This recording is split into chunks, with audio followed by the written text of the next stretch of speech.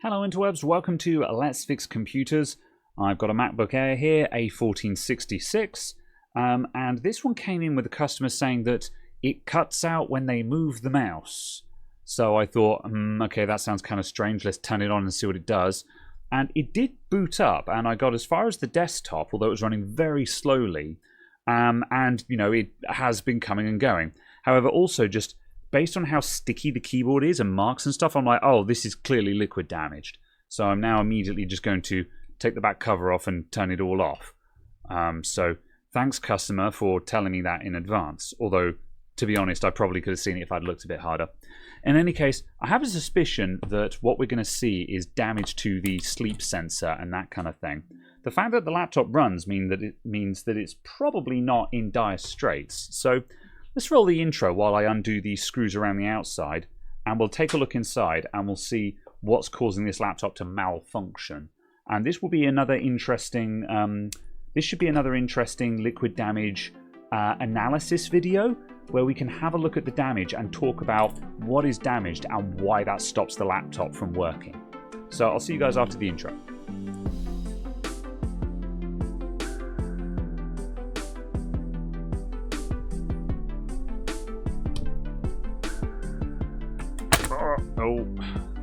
Oh, something's sticking. Oh, the speaker is sticking.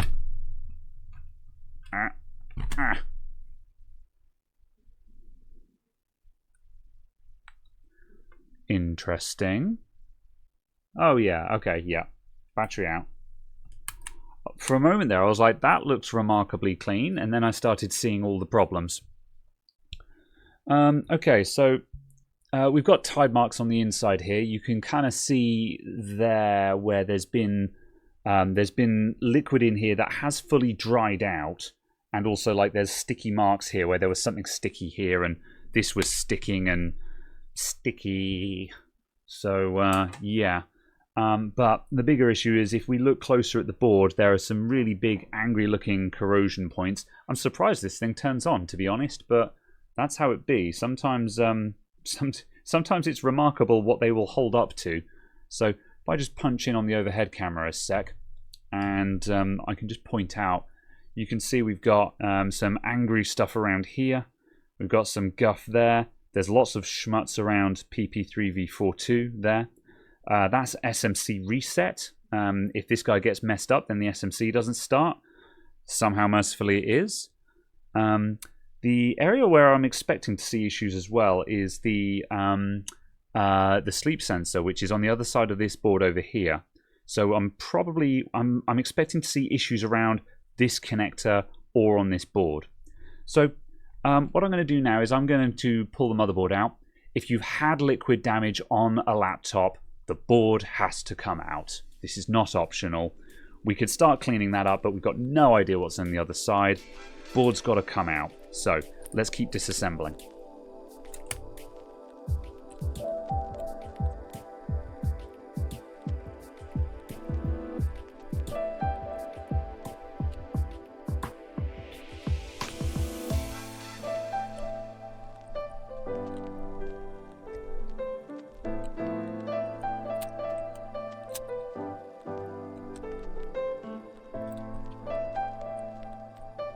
IO board is actually in pretty good shape. There's a few bits on it here and there, but nothing that I think is really going to cause problems. That's our sleep sensor there, and that is clean as a whistle, so no problems. Where this is on the side of the, like next to the USB port and stuff, this guy very commonly gets hit pretty bad. So, but this looks all right to me. I think the corrosion that we can see on the IO ribbon here, that's probably more of our issue.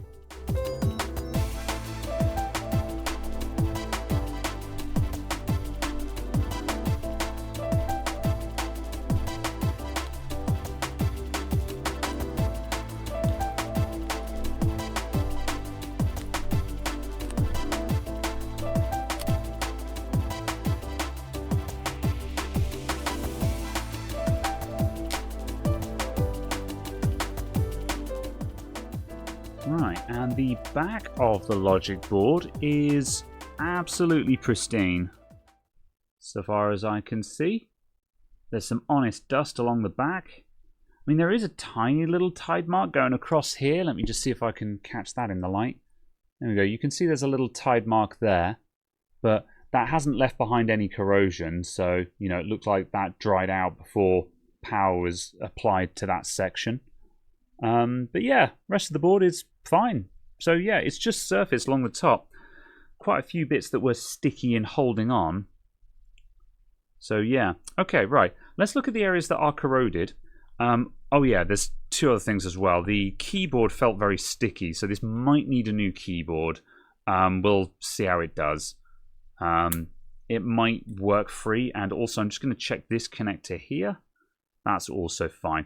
So if liquid damage gets onto this trackpad, this connector down here will often corrode, and that will cause you problems as well. But that looks absolutely fine. I've got no cause for concern there at all. And the other giveaway as well is, if we look at the bottom of the battery, these liquid sensors have not triggered. They're still white. So there wasn't any liquid underneath the battery. So yeah, this thing has definitely seen a spill, but it looks like it hit a couple of places particularly badly, but didn't really flood out the laptop. So that's interesting. So I'm going to bring in the microscope now, and we're going to have a look at some of these hot spots, and we'll just look at what those areas do, and then, yeah, I'm probably just going to toothbrush this clean, and I think this guy's going to be fine, to be honest. But again, this I think this is going to be more of one of these, like, you know, how to approach liquid damage kind of issues, where we don't really have any major faults here, but we're just showing, you know, how to look at things, what we're looking for, that kind of thing. This logic board is an 820-00165, and we're going to compare this to the schematics to look at what these areas that are looking kind of grossed and mangled are actually doing. And if you want to find schematics for this board, what you got to do is go to Google and type in 820-00165 space schematics. And the top Google search results will give you the schematics for the board. And you can open those with a PDF view of your choice and something like Flexboard View or Open Board View, depending on your preferences. So let's start up in the top left here with this chap here. I mentioned in the intro that this is SMC Reset. And if we go to this area on the schematics, that's up here. So that's U5110. And if we look at the actual pinout on this guy, on the right here, you can see we've got PP3V42, then we've got SMC Manual Reset L, SMC Reset L, SMC On-Off L, and stuff like that. So this is how we can determine what this chip is doing at just a very casual glance. And, you know, we can look this up in the actual PDF schematic as well. And you can see here, we've got SMC Reset Button Supervisor AREF Supply. So basically, this chip's job is to handle reset signals to the SMC.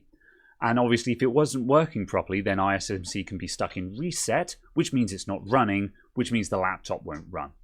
So that's something that's got to be cleared up.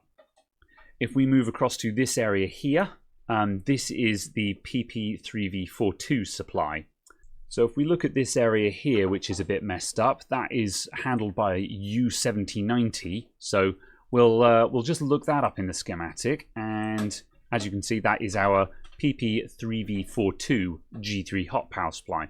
So this is responsible for supplying power to very low-level critical components like the SMC and stuff like that. So again, this is also running because the laptop does start. It does start and run. So despite the fact that it looks like that, it is actually functioning. We'll clean it up, but yeah, it's there's schmutz there, but apparently that guy is actually doing its job. So that's fair. Down here we've got a bunch of capacitors and some more MOSFETs that are looking pretty angry. These guys are handling, I think we're going into a secondary power rail for here and here for the 5 and 3 volt supplies. But it's mostly just these capacitors and stuff. This area is directly connected to PP Bus G3 Hot, which is always on at 8.6 volts. So that's why this area will generally get pretty nasty, because there's just constant power there while the battery is connected. So that's going to want cleaning up. If we move up to here, we've also got more secondary power supplies. Again, we're on the same PP bus G3 hot rail here, and these are extra power supplies that lead into the CPU as well. Actual CPU V-core is on the other side of the CPU over here. There's a little bit of looks like there's some tide marks around there, but it's looking pretty good over here, to be honest. Nothing super bad. That's not ideal, but you know, it's not awful. Another area I want to point out as well is up here. This is the JTAG connector, which is a diagnostic port. There's a lot of mission critical signals that go to this port, and an Apple technician could plug a widget into that and read critical information. It also very conveniently brings a lot of mission critical signals into one spot right at the edge of the board, which is very likely to get damaged by liquid damage. A-class engineering there. So that is also going to want cleaning up. So that's about it for the board. That's the areas that are looking a bit sketch. As I mentioned when I was taking it apart, the I/O board has got, you know, you can see it's a little bit grubby there, but there's nothing that's really causing me concern. I'll give it a brush for good measure, but this is fine, to be honest. The sleep sensor is completely fine. No issues there. USB port is kind of grubby. We'll clean that up. But I think our main problem is probably this guy here. This is the ribbon cable that connects the I/O board to the main board, and that kind of damage, that is going to cause you problems. We've got signals like the sleep signal and stuff like that going over these pins in the middle, so I would wager that's actually our issue. So the other thing to bear in mind as well is that keyboard is kind of sticky and gross. So that might also be causing us a problem. But I think what I'm going to do is I'm just going to toothbrush this board clean, put it back in the laptop, and see where we end up.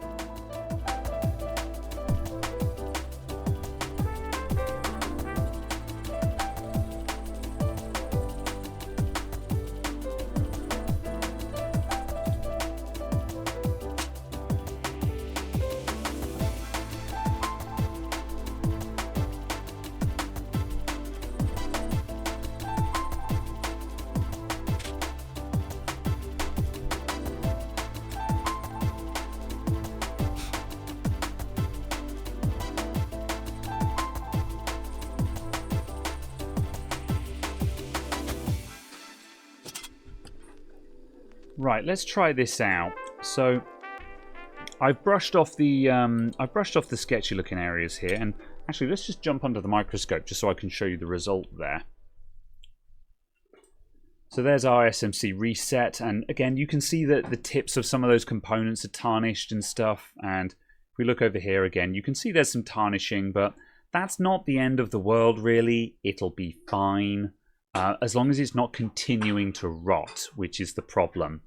And by and large, once you've removed the source of the corrosion, the water and the existing corrosion itself, which is trapping moisture and stuff like that in it, usually it's not going to get any worse than it already was.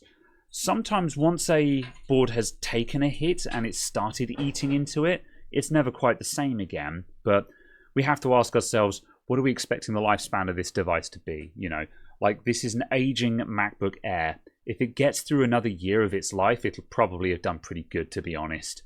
So we're aiming to just make it survive, really. We're under no illusions that this is a repair that's going to last a decade. So I could do with a little bit more, but sometimes less is more. A few marks on the board aren't really my concern, as long as there's not like growth is what I care about. That connector's a little bit hit and miss. I'll just dig the toothbrush into there a bit more.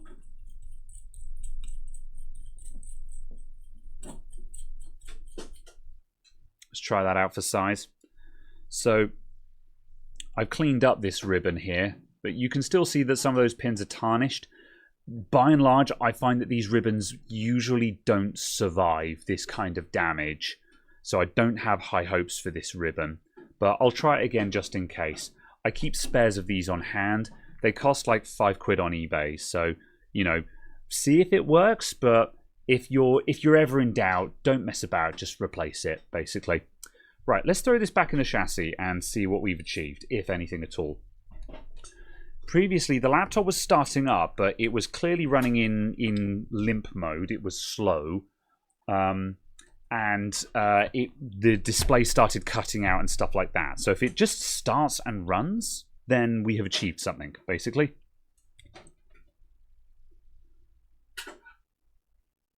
Alright, I've got a MagSafe 2 charger plugged in. It is a genuine one, albeit kind of mangled, but still.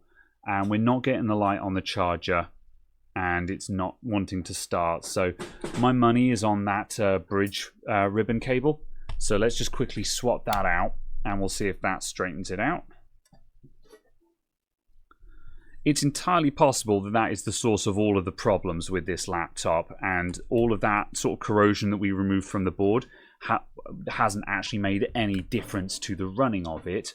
But even if it's not causing a problem, it still needs to go, because that can just keep turning it into a bigger problem. It can keep eating into the laptop.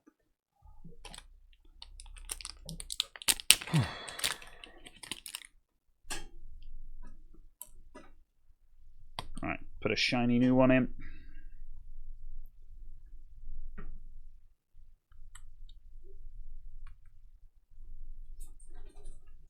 Right, what say you now, MacBook? There we go, now we have a light on the charger, and a charge light, and it's actually pulling power now. I don't have the Paul Daniels meter plugged in today, just because it's in use on another system. Right, the laptop is starting. Oh, did that just cut out? Oh, yeah, no.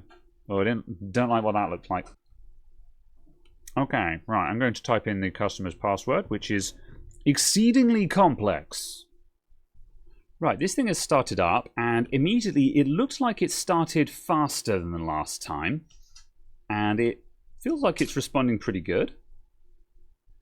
It is a 1.6 GHz dual-core i5. A lot of the time when I'm working on these MacBook Airs, when I initially turn them on, I've often had people in the comments that have been like, oh, that took a long time to start up, something's wrong. They're just slow, man. These things are just old and slow. There's no other way of putting it. Let's see how the keyboard is doing. So trackpad feels good. Caps lock feels like garbage. Tab feels like garbage. The keyboard feels like garbage. Jumps over the lazy dog. It's some of the keys are sticky. Some of them are just a little bit too snappy, if that scans. But I think that'll free up. 1, 2, 3, 4, 5, 6, 7, 8, 9, 10 minus equals. It could do with a new keyboard, but given the age of the laptop, I don't want to replace the keyboard. I'll give the customer the choice and be like, you know, look, we can replace the keyboard if you want, but honestly, I think with some use, I think this is going to free up. It's a little bit claggy, but with lots of typing on it, I think that'll be fine. And of course, the other key thing as well is that it's not cutting out. By this point, when I initially turned it on, the laptop had started blacking out the screen on me, which was the original complaint that the customer had. The screen had blacked out at least once and then come back. And then at the point when I actually started recording, the screen had blacked out and not come back. I was hoping to get some footage of it at the start where the screen would be on and then it would go off and then come back on and stuff. But now it's just on and it seems to be consistently on. So I'm happy that that has done the job. If you really wanted to go belt and bootstraps on this, belts and braces, you could replace the keyboard as well. Like I said, I'm not going to bother with that. I'll talk to the customer about it, but again, you know, this laptop is clocking on, you know, 8 years old. So if we can get away with just saying, you know, just a cleanup and a service, then that's fine. If we start replacing the keyboard, then the repair bill on this is going to start spiraling into 3 figures, and I just don't think it's worth that personally. this is what I would call a make good repair, where we're not really interested in like properly overhauling and detailing this thing and restoring it to the glory of a laptop that came out of the box fresh yesterday. We just want to make it work, basically. So I'm going to give it a wipe down, and I'm going to send it on its way. And I'll say to the customer, you know, we can do more if you want, but honestly, I can't see this laptop having more than another year or two of service in it before its end of life anyway.